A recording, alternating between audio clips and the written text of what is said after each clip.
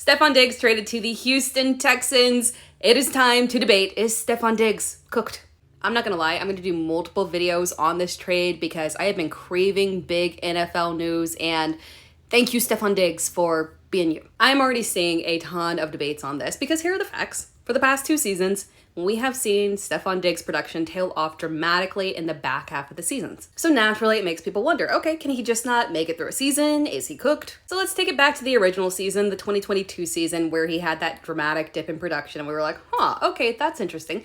Right off the bat, we have to eliminate that from our evaluation because, quite frankly, Josh Allen got an elbow injury halfway through the season. We know exactly when it happened. We can see an exact correlation. Josh Allen's stats took an absolute nosedive. It's just not as noticeable because he's Josh Allen and he makes up for it with his legs. And as it correlated, Stefon Diggs' production took a dramatic dip as well.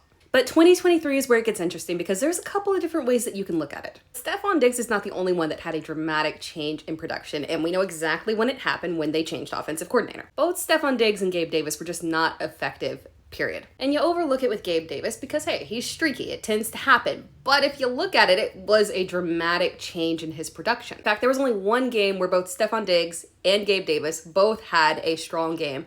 That was against Philadelphia. Philadelphia's defense was really struggling, probably a little bit of game planning there.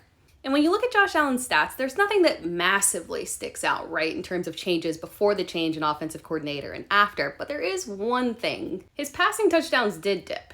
And along with the passing touchdowns dipping, the one specifically to the running backs increased. There was a change in the way that they approached the offense. Am I saying that Stefon Diggs is going to be a top 5 receiver in Houston? Absolutely not. But am I saying that he's not at the end of the road and this was a good trade by the Texans?